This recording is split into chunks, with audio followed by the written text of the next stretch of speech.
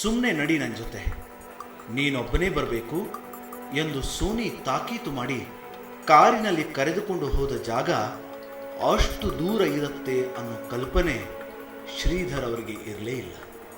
ಅಲ್ಲೆಲ್ಲೋ ಸಮೀಪದಲ್ಲಿರುವ ಸ್ಮಶಾನಕ್ಕೋ ಮನೆಗೋ ಕರೆದೊಯ್ಯಬಹುದು ಎಂದುಕೊಂಡಿದ್ದ ಅವರಿಗೆ ಗಾಬರಿಯಾಗುವಂತೆ ಅವರಿಬ್ಬರು ಕುಳಿತ ಕಾರು ಮೈಲುಗಟ್ಟಲೆ ಚಲಿಸಿತು. ಡ್ರೈವರ್ ಮೌನವಾಗಿ ಸಾಗುತ್ತಿದ್ದ. ಸೋನಿ ನಿರ್ವಿಕಾರವಾಗಿ ಕೂತಿದ್ದಳು. ಕೊನೆಗೂ ಅವರು ಬಂದು ತಲುಪಿದ್ದು ನಿರ್ಜನವಾದ ಪ್ರದೇಶದಲ್ಲಿರುವ ಒಂದು ಹಳೆಯ ಮನೆಗೆ. 1-2 ಎಕರೆ ಜಾಗ ಅದು. ಆ ಜಾಗದಲ್ಲಿ ಒಂದೇ ಒಂದು ಹಳೆಯ ಮನೆ, ಈ ಒಂದು ರೆಕ್ಟಾಂಗಲ್ ಥರ ಚೌಕಾಕೃತಿಯಲ್ಲಿ ಒಂದು ಮನೆ. ಆ ಮನೆ ಹೆಂಚಿನ ಮನೆ, ಹಳೆಯ ಮನೆ ಅಂತ ಗೊತ್ತಾಗೋದು. ಯಾವುದೋ ಒಂದು ಮನೆ, ಈ ಒಗೆಯೋಕ್ಕೆ ಇಟ್ಟಿರೋ ಒಂದು ಕಲ್ಲು, ಈ ರೀತಿ ಒಂದು ಹಳ್ಳಿ ಮನೆಗಳಿರ್ತಾವಲ್ಲ ಆ ಥರ 2 ಎಕರೆ, ಬೇರೆ ಏನೂ ಇಲ್ಲ, ವಿಶಿಷ್ಟ ಅಂತ ಏನೂ ಇರಲಿಲ್ಲ ಅಲ್ಲಿ. ಆ ಮನೆ ಕರ್ಕೊಂಡೋದೆ. ಆ ಡ್ರೈವರ್ನಲ್ಲೇ ಬಿಟ್ವಿ, ನಮ್ಮನ್ನ ಕರ್ಕೊಂಡೋದ್ಲು ಒಳಗಡೆ ಬಾ ಅಂತ.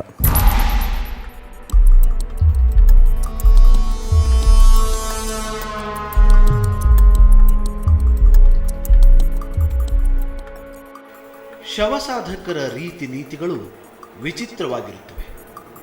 ಅವರ ಕಣ್ಣುಗಳ ಮೂಲಕ ಅವರ ವ್ಯಕ್ತಿತ್ವವನ್ನು ಅರ್ಥ ಮಾಡಿಕೊಳ್ಳುವುದು ಕಷ್ಟ ಎಂಬ ಕಾರಣಕ್ಕೆ ಅವರ ಜೊತೆ ಏಗುವುದು ಕಷ್ಟದ ಕೆಲಸ.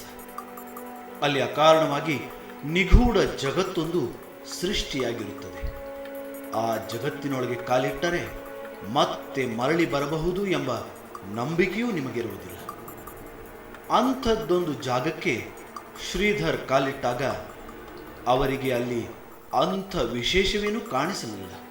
ಆದರೆ ವಿಚಿತ್ರ ಅನುಭವಗಳಂತೂ ಆದವು.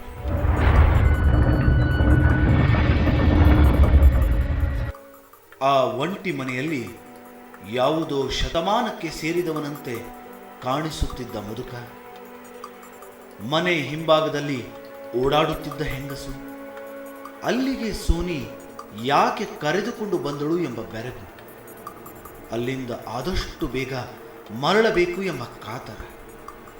ಇಂಥ ಸಮ್ಮಿಶ್ರ ಮನಸ್ಥಿತಿಯಲ್ಲಿದ್ದ ಶ್ರೀಧರ್ ಅವರಿಗೆ ಹಿತ್ತಲಲ್ಲಿ ಕಾಣಿಸಿತು ಆ ವಿಚಿತ್ರ.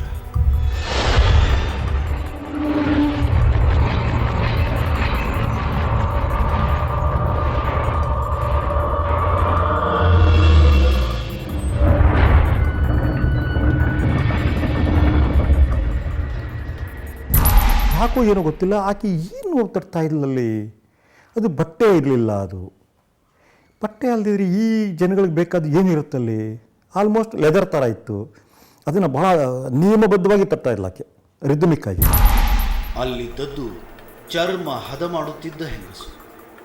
ಅದು ಯಾವ ಪ್ರಾಣಿಯ ಚರ್ಮ ಎಂದು ಕುತೂಹಲದಿಂದ ಗಮನಿಸುತ್ತಿದ್ದಾಗ ಸೋನಿ ಸತ್ಯ ಹೇಳಿ ಅವರನ್ನು ಬೆಚ್ಚಿ ಬೀಳಿಸುತ್ತಾರೆ.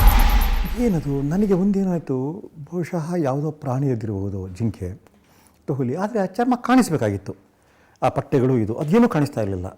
ಆದರೆ ಅದು ಪ್ರಾಣಿ ಚರ್ಮ. ಯಾವ ಪ್ರಾಣಿ ಚರ್ಮ? ಚಿರತೆ ಅಲ್ಲ, ಜಿಂಕೆ ಅಲ್ಲ, ಹುಲಿ ಅಲ್ಲ, ಏನಿರಬಹುದು ಅನ್ನೋ ಗೊತ್ತಲಾಯಿತು. ಆಕೆ ಹೇಳೋ ಬೇಡ ಅಂತ ಸ್ವಲ್ಪ ಯೋಚನೆ ಮಾಡಿ ಅದು ಭ್ರೂಣದ ಲೆದರ್ ಅಂತ ಹೇಳಿದ್ಲು.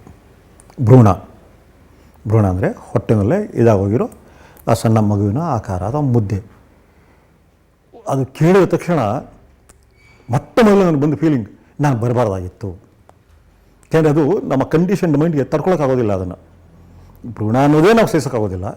ಹೊಟ್ಟೆಗಳು ಮಗು ಸುತ್ತೋಗಿದೆ ಅನ್ನೋದು ಅರಗಿಸ್ಕೊಳಕ್ಕಾಗಲ್ಲ, ಪಥ್ಯ ಆಗೋದಿಲ್ಲ ನಮಗೆ. ಆ ಸಂಗತಿನೇ ಡೈಜೆಸ್ಟ್ ಆಗೋದಿಲ್ಲ, ದುಃಖ ಹುಟ್ಟಿಸುತ್ತೆ. ಈಕೆ ಅದನ್ನು ಯಾವುದೋ ಒಂದು ಇದ್ರ ತಿರುಗಿ ಬಟ್ಟೆ ರೀತಿಯಲ್ಲಿ ಅಥವಾ ಯಾವುದೋ ಒಂದು ಮಾಮೂಲಿ ಚರ್ಮದ ರೀತಿಯಲ್ಲಿ ಆಕೆ ಇದು ಮಾಡ್ತಿದ್ದಾಳೆ ಅಂದರೆ ತಕ್ಷಣ ನನಗೆ ಆ ವೃದ್ಧ ಮತ್ತು ಆ ಹೆಂಗಸು, ನಾನು ಎಲ್ಲೋ ಬರುವಾರ ಜಾಗಕ್ಕೆ ಬಂದುಬಿಟ್ಟಿದ್ದೀನಿ. ಮೊಟ್ಟ ಮೊದಲು ಮಾಡಿದ್ದು ನಾನು ಕಾರ್ ಕಡೆ ನೋಡಿದೆ. ಕಾರ್ ಕಾಣುತ್ತಾ, ಏನಾಗುತ್ತೋ ಇದು ಅಂತೇಳಿ. ಅಲ್ಲಿಂದ ಕೊನೆಗೂ ಹೊರಟ ಶ್ರೀಧರ್ ಮತ್ತು ಸೋನಿ ಆ ಊರಿನಲ್ಲಿರುವ ಪುಟ್ಟ ಲಾಡ್ಜಿನಲ್ಲಿ ರೂಮ್ ಹಿಡಿಯುತ್ತಾರೆ. ಆ ರೂಮಿನಲ್ಲಿ ಅವರಿಗೆ ಅತ್ಯಂತ ಭೀಕರ ಅನುಭವವಾಗುತ್ತೆ. ಆಗಷ್ಟೇ ಪರಿಚಯವಾದ ಗಂಡಸಿನ ಜೊತೆ ನಿರ್ಭಯವಾಗಿ ಉಳಿಯುವ ದಿಟ್ಟತನ ತೋರಿದ ಸೋನಿಯ ಕುರಿತು ಅವರಿಗೆ ಅನುಮಾನ ಶುರುವಾಗುತ್ತೆ. ಆಕೆಯನ್ನೇ ಆ ಕುರಿತು ಕೇಳುತ್ತಾರೆ.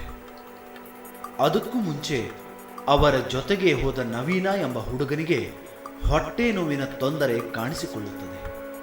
ಅದಕ್ಕೆ ಕಾರಣ ಸೋನಿಮಾ. ನಾನು ನವೀನ ಪಕ್ಕ ಕರೆದು ಹೇಳಿದೆ, ನೀನು ಮಾಡೋದು ತಪ್ಪಪ್ಪ, ನೀನು ಆ ಕರಿಬಾರ್ದಾಗಿತ್ತಾಗೆ.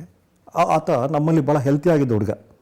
ಆತನಿಗೆ ಅಷ್ಟು ಸುಲಭ ಆ ರೀತಿ ಆಗ್ತಿರಲಿಲ್ಲ, ಏರ್ಪೇರ್ ಆಗ್ತಿಲ್ಲ. ಅದು ಹೊರಗಡೆ ಹೋದಾಗ ಸಾಮಾನ್ಯವಾಗಿ ಆಗೋದೇ ಇಲ್ಲ, ಮತ್ತು ಆಗುವಂಥ ಏನೂ ತಿಂದಿರಲಿಲ್ಲ ನಾವು.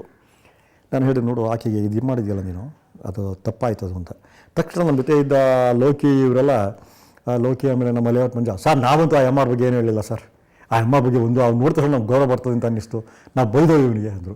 ಸರಿ ಬಿಡ್ರಪ್ಪ, ನಿಮ್ಗೇನು ಬರಲ್ಲ. ಆದರೂ ನವೀನಿಗೆ ಅಷ್ಟಿದಾಗಲಿಲ್ಲ, ಅದು ಕನ್ವಿನ್ಸ್ ಆಗಲಿಲ್ಲ. ಡಾಕ್ಟರ್ ಹತ್ರ ಹೋಗ್ತೀನಿ ಸರ್, ಹೋಗಪ್ಪ ಅಂತ ಹೇಳಿದೆ. ಆ ರಾತ್ರಿ ಶ್ರೀಧರ್ ಮತ್ತು ಸೋನಿ ಒಂದೇ ರೂಮಿನಲ್ಲಿ ಉಳಿಯುತ್ತಾರೆ. ಅಕ್ಕಪಕ್ಕದ ರೂಮಿನಲ್ಲಿ ಅವರ ಜೊತೆಗಾರರು ಇರುತ್ತಾರೆ.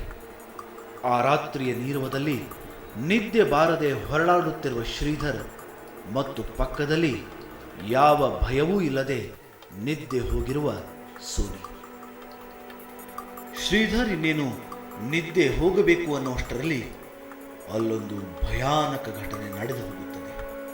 ಅದು ನಿಜವೋ ಕನಸೋ ಕಲ್ಪನೆಯೋ ಅರ್ಥವಾಗದಂಥ ನಿಗೂಢ ಘಟನೆ.